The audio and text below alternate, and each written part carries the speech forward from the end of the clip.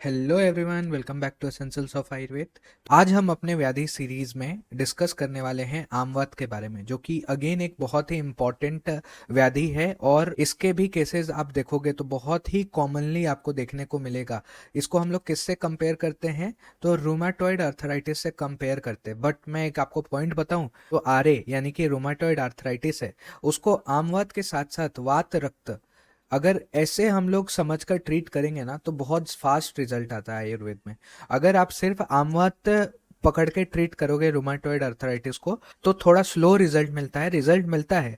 लेकिन अगर पहले आप वातरक्त, क्योंकि आप जब सिम्टम्स मिलाते हो ना तो आमवात के सिम्टम्स आपको एकदम से रूमाटॉइड अर्थराइटिस के साइंस और सिम्टम्स से मैच नहीं खाते हैं।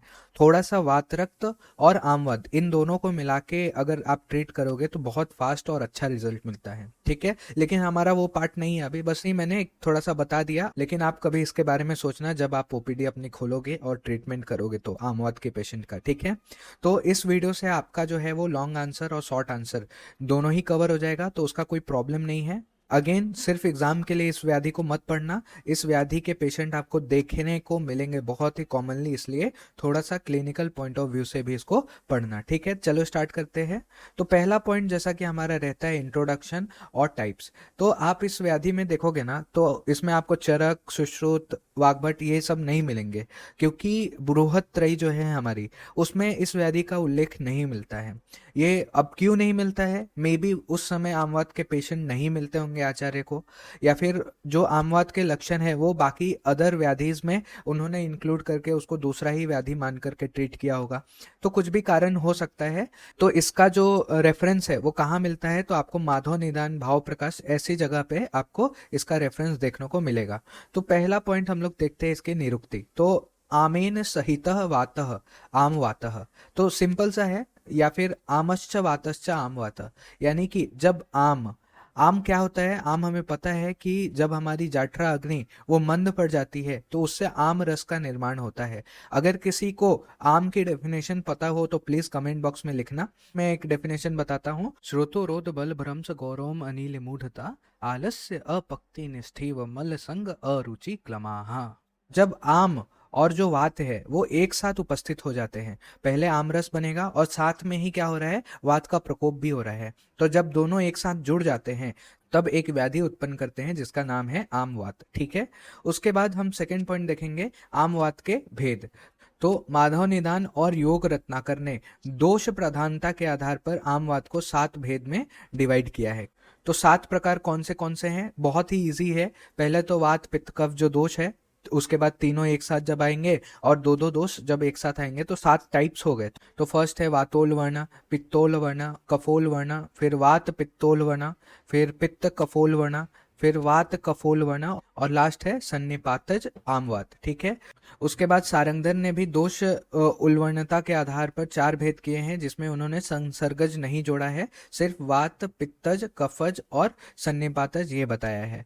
उसके बाद ये इंपॉर्टेंट है कि लक्षणों की तीव्रता के आधार पर आमवात को 2 भेद में बताए गए हैं। ये भी शायद माधव निदान ने बताया है, जिसमें पहला आता है आंसूकारी आमवात और दूसरा है चीरकारी आमवात। तो बेसिकली हम कह सकते हैं आंसूकारी मतलब जो एक्यूट स्टेज में आमवात रहेगा, और जो चीरकारी है यानी कि क्रॉनिक स्टेज में आमवात रहेगा। तो ये हमने अपने टाइप्स भी कर लिए। उसके बाद आता है हमारा निदान पंचक स्टार्ट होता है, जिसमें सबसे पहले आता है निदान। निदान में अगर आप देखोगे, कारण में देखोगे तो माधव ने सिर्फ 5 ही कारण बताए हैं। कौन कौन से हैं? पहला है विरुद्ध आहार का सेवन करना।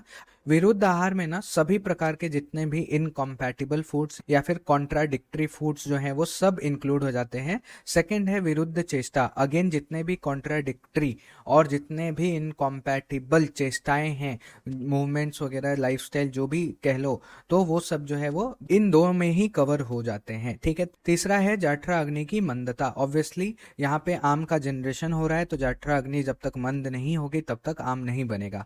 उसके बाद स्निग्ध आहार का का सेवन करना, अभी ये सेवन करना यहाँ पे अति सेवन समझना है, ठीक है ना। ऐसा नहीं है कि आप स्निग्धाहार 1-2 दिन खाया आपको आमवत हो गया, ऐसा नहीं समझना है, ठीक है। पांचवा और लास्ट है हमारे पास, भोजन के बाद तुरंत ही व्यायाम करना। तो देख लो, जो लोग भी भोजन के बाद एकदम से आधा आधा 1-1 घंटा वॉकिंग पे चले जाते हैं या फिर विगरस एक्सरसाइज करने लगते हैं, तो थोड़ा ध्यान रखना, ठीक है। और फिर लास्ट में इन्होंने क्या बोला है कि जितने भी आम दोष वर्णित जो भी निदान होते हैं या फिर वात दोष को प्रकोप करने वाले जितने भी निदान होते हैं वो सभी यहाँ पे आम वात में समावेश करना चाहिए। तो ये हमने निदान देखा। उसके बाद आता है हमारा जो सेकंड पॉइंट है, पूर्व रूप निदान पंचक का। तो पूर्व रूप किसी भी आचार्य ने नहीं बताया है। एक संहिता मिलती है वंगसेन संहिता, जिसमें सिर्फ 2 ही आमवात के पूर्व रूप बताए हैं। पहला क्या बताया गया है, सिरोरूजा, हेडेक होता है, और दूसरा उन्होंने बोला है गात्र रूजा, बॉडी में पूरा पेन होता है। सिर्फ यही पूर्व रूप बताया है, ठीक है। तो ये कुछ भी स्पेसिफिक नहीं है, आपको पूर्व रूप से कुछ भी पता नहीं चलेगा, क्योंकि नॉर्मली आज के डेट में बॉडी एक, हेड एक तो इतना कॉमन है कि पूछो मत, ठीक है। उसके बाद थर्ड पॉइंट आता है हमारा रूप, जो कि अगेन बहुत ही इंपॉर्टेंट पॉइंट है, जिससे आप आमवात को डिफ्रेंशिएट कर पाओगे। तो चलो सबसे पहले हम लोग देखेंगे सामान्य लक्षण, उसके बाद विशिष्ट में जो आंसूकारी आमवात है और जो चीरकारी आमवात है, इसमें एक बहुत ही फेमस एमसीक्यू बनता है, वो भी मैं आपको बताऊंगा कि कौन सा एमसीक्यू बनता है, ठीक है। तो सामान्य लक्षण में क्या क्या देखोगे, तो अंग मर्द हो रहा है, अरुचि हो रहा है, तृष्णा हो रहा है, आलस्य हो रहा है। अगर आप देखोगे ना तो आम और वात के ही आपको लक्षण देखने को मिलेगा। देखो, अंग मर्द आम के लक्षण में आता है, अरुचि आम के लक्षण में आता है, तृष्णा आम के लक्षण में आता है, आलस्य अगेन आम के लक्षण में आता है, गुरुता पूरे बॉडी में हेवीनेस रहेगा, ज्वर अगेन ज्वर आप जब पढ़ोगे तो उसके संप्राप्ति में ही आम आता है, आम जब तक उत्पन्न नहीं होगा तब तक ज्वर उत्पन्न नहीं हो सकता है। उसके बाद अपाक, अपाक अगेन वहां पे इंडाइजेशन रहता है। उसके बाद one of the most important जहां से आप डिफ्रेंशिएट कर पाओगे, प्रभावित अंगों में शोथ रहना, ठीक है ना। तो आमवात यानी कि जब हम लोग मॉडर्न में रोमाटॉइड अर्थराइटिस देखेंगे तो वहां पे देखेंगे जितने भी स्मॉल जॉइंट्स है वो सबसे पहले अफेक्ट होते हैं, और वहां पे क्या रहता है, स्वेलिंग रहती है ना, स्वेलिंग रहती है, स्टिफनेस रहता है, रिजिडिटी रहती है, मतलब मूवमेंट रिजिड हो जाता है, रेस्ट्रिक्ट हो जाता है मूवमेंट, ठीक है। फिर कटी शूल, कटी में पेन रहता है, संधि में शोथ होता है, जो जॉइंट्स होते हैं। लेकिन यहाँ पे जॉइंट में भी अगर हम स्पेसिफाई करें कि जो स्मॉल जॉइंट्स हैं वहाँ पे अगर आप देखोगे तो जो रोमेटॉइड आर्थराइटिस के पेशेंट स्मॉल जॉइंट्स और पॉली जॉइंट्स वहाँ पे, मतलब मल्टीपल जॉइंट्स वहाँ पे अफेक्टेड रहते हैं, वहाँ पे शोथ रहता है, स्वेलिंग रहता है, ठीक है, और पेन रहता है बहुत ज़्यादा, और वहाँ पे स्टिफनेस रहता है बहुत ज़्यादा, ठीक है। और लास्ट क्या है पॉइंट हमारे पास, उठने बैठने चलने में कष्टता का अनुभव रहता है, ठीक है। तो ये सभी जो लक्षण है वो आप आम और वात को मिला करके लिख सकते हो। उसके बाद आता है हमारे पास विशिष्ट लक्षण में सबसे पहले आता है आंसूकारी आमवात। तो आंसूकारी आमवात में सबसे पहले अगर मैं बता दूं कि एमसीक्यू कहाँ से बनता है, तो ये लो एमसीक्यू 1 मार्क्स का, ये जो वेदना है वो वृश्चिक दंशवत वेदना होती है। यू कैनॉट एक्सप्लेन कि स्कॉर्पियन बाइट का पेन कैसा होता है, क्योंकि जब तक तुमको खुद नहीं महसूस होगा तब तक तुम बता नहीं सकते। लेकिन आचार्यों ने मतलब शायद कंपेयर करके बताना चाहा होगा कि जिस तरीके से जो स्कॉर्पियन बाइट होता है उस तरीके का इतना ज्यादा तीव्र पेन होता है, ठीक है। पेन कहाँ पे होगा, हस्त, पाद, सिर, गुल्फ, त्रिक, जानु, उरु संधियों में, जहां जहां आम दोष जाता है वहां वहां शोथ और वेदना वहां पे उत्पन्न होती है, ठीक है। उसके बाद देखोगे अग्निमांद रहेगा, लालाश्राव रहेगा, अरुचि, शरीर में गुरुता रहेगी, उत्साह की हानि रहेगी। ऑब्वियसली आम अगर बॉडी में है तो फिर वहां पे हेवीनेस के कारण उत्साह नहीं रहता है। फिर वहां पे देखोगे मुख में वैरस्यता रहेगी, टेस्ट जो है वो चेंज हो जाएगा। उसके बाद दाह, तो किसी किसी पेशेंट में दाह भी होता है पेन के साथ, स्वेलिंग के साथ। उसके बाद है बहुमूत्रता, उदर में भारीपन और शूल, और निद्रा विपर्य यानी कि नींद भी वहां पे डिस्टर्ब हो जाएगी। तो अगर आपको याद करना है तो पहला पॉइंट याद रखो डिफरेंशियल डायग्नोसिस के लिए। बाकी तो सब आम के लक्षण है, जब आप आम की डेफिनेशन याद रखते हो तो आपको ये सारे कवर हो जाते हैं। आपको और क्या याद, ये देखो दाह और बहुमूत्रता, आप कभी भी अगर आप नहीं पढ़े हो आमवात के लक्षण के बारे में, आशुकारी लक्षण के बारे में, तो बहुमूत्रता ये कंप्लेन अगर पेशेंट करता है तो आप आमवात के बारे में नहीं सोच सकते हो। इसीलिए इसको थोड़ा सा हाईलाइट कर दे रहा हूं मैं। बाकी उधर में भारीपन, शूल, ये उधर रोग की तरफ सोच सकते हो आप, इसलिए ये उतना इम्पोर्टेंट नहीं है, ठीक है। तो आमवात को डिफरेंशियल डायग्नोसिस करने के लिए पहला आप क्या ध्यान में रखोगे? पहला आप ध्यान में रखोगे कि इतने सारे संधियों में वहां पे क्या हो रहा है? शोथ हो रहा है, वेदना हो रही है, और वृश्चिक दंशवत वेदना, बहुत ज्यादा पेशेंट बोल रहा है कि बहुत पेन होता है।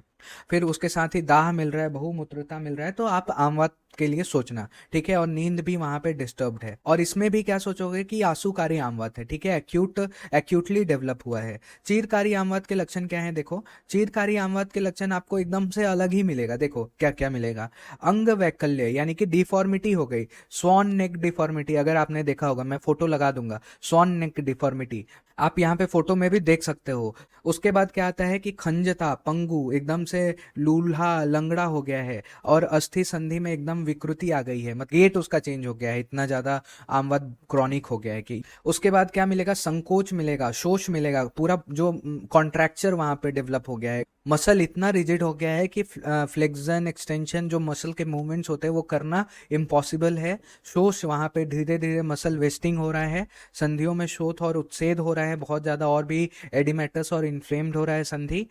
अंगुल वक्रता और संधि वक्रता, अगेन वहां पे डिफॉर्मिटी हो रही है फिंगर्स की, जॉइंट्स की, और संधि जाड्यता यानी कि जॉइंट में स्टिफनेस हो रहा है। तो ये सब जो है वो जीर्ण आमवात के लक्षण हैं। और ये किसने बताया है? तो चक्रदत्त ने बताया है। चक्रदत्त आदि जो ग्रंथ हैं उसमें ये वर्णन मिलता है, ठीक है। जिसमें आप देखोगे क्रॉनिक में भी प्रायः वात दोष वहां पे प्रधानता रहती है, क्योंकि आप देख सकते हो कि हर जगह डिफॉर्मिटी देखने को मिल रही है। जो वात का मूवमेंट का गुण है, चल गुण है, वो वहां पे एकदम अवरोध हो रहा है, चल गुण एकदम नाश हो रहा है वात का, ठीक है। उसके बाद दोषों के हिसाब से माधव निदान ने यहाँ पे बताया है कि अगर पित्त का अनुबंध रहा तो वहां पे दाह और अरक्त वर्णता, रेडनेस मिलेगा। अगर वात का अनुबंध रहा तो प्रभावित जो अंग होंगे उसमें बहुत ज्यादा शूल होगा। और अगर कफ का अनुबंध रहा तो स्तैमित, गुरुता, कंडू, वहां पे ये लक्षण जो है वो ज्यादा प्रधान रूप से मिलेंगे, ठीक है। सन्निपातज रहा तो तीनों दोषों के लक्षण वहां पे मिलेंगे। और अगर द्वंद्वज रहा तो जो भी दो दोष प्रधान होंगे उनके लक्षण ज्यादातर देखने को मिलेंगे, ठीक है। इतना क्लियर हो गया, डायग्नोसिस कर लोगे अभी। अब चलते हैं कि आमवात डेवलप कैसे होता है, इसकी पैथोजेनेसिस क्या है। तो जो फोर्थ पॉइंट है हमारा, संप्राप्ति और संप्राप्ति घटक। तो आओ देखते हैं कि आमवात की संप्राप्ति चक्र क्या है। तो सबसे पहले क्या हो रहा है? कारणों का सेवन हो रहा है, निदान का सेवन हो रहा है। जब आप निदान का सेवन करोगे तो आपके बॉडी में दो तरह की पैथोलॉजी चलेगी, ठीक है। पहला क्या होगा? जब आप निदान का, व्यायाम आदि निदान का सेवन करोगे तो जो वात का चल गुण है वो बढ़ता है और वात दोष प्रकोप हो जाता है। यहाँ पे देखो, अंश अंश कल्पना में अगर तुम सोचोगे तो यहाँ पे भी वात का जो सबसे ज्यादा गुण बढ़ रहा है वो चल गुण बढ़ रहा है, ठीक है। उसके बाद दूसरी संप्राप्ति क्या चलेगी? व्यायाम आदि तो कर ही रहे हो आप, साथ में स्निग्ध आहार कर रहे हो, विरुद्ध आहार कर रहे हो, उससे क्या होगा? अग्निमांद हो जाएगा। अग्निमांद होने के बाद आम की उत्पत्ति होगी, जैसा कि मैंने आपको बताया था।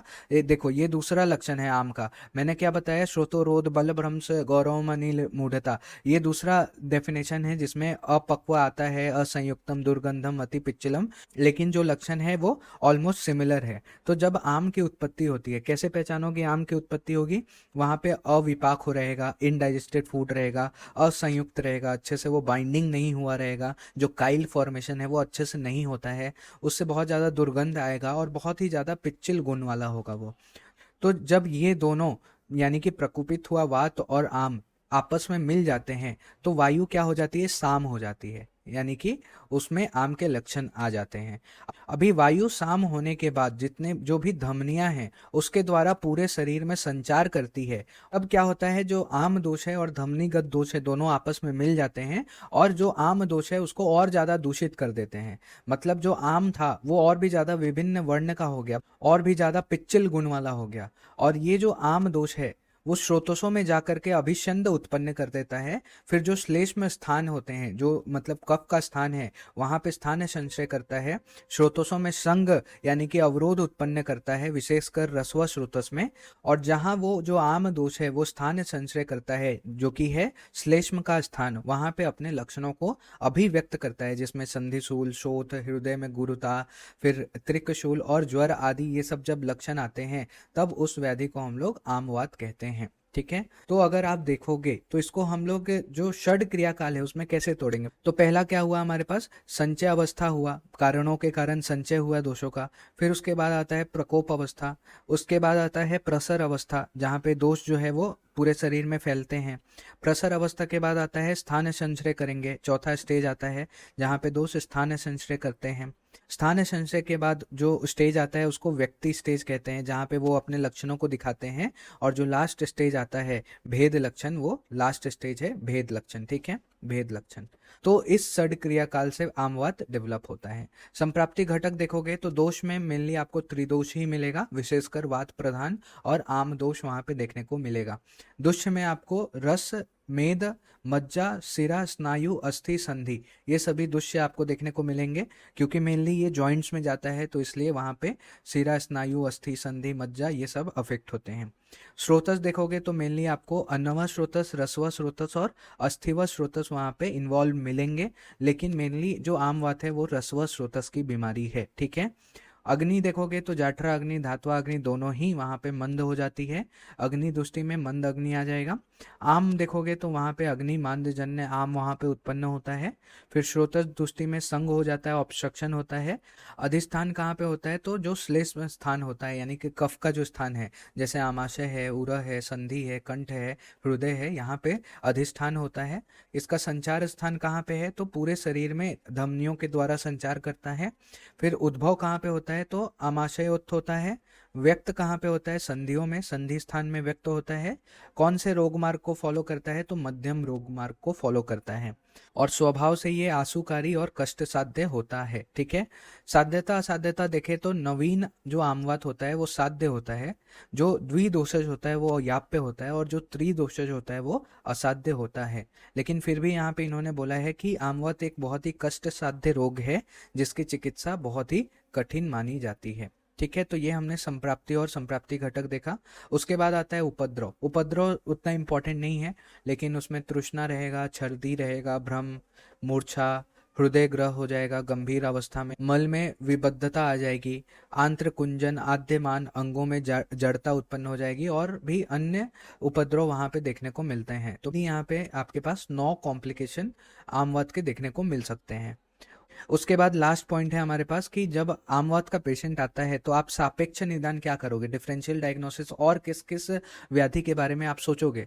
संधिवात के बारे में सोचोगे, अस्थि मज्जागत शोथ के बारे में सोचोगे, वात रक्त के बारे में सोचोगे, कोस्ट्रोक्सिट्स के बारे में सोचोगे। तो ये जो है वो डिफरेंशियल डायग्नोसिस हो गया।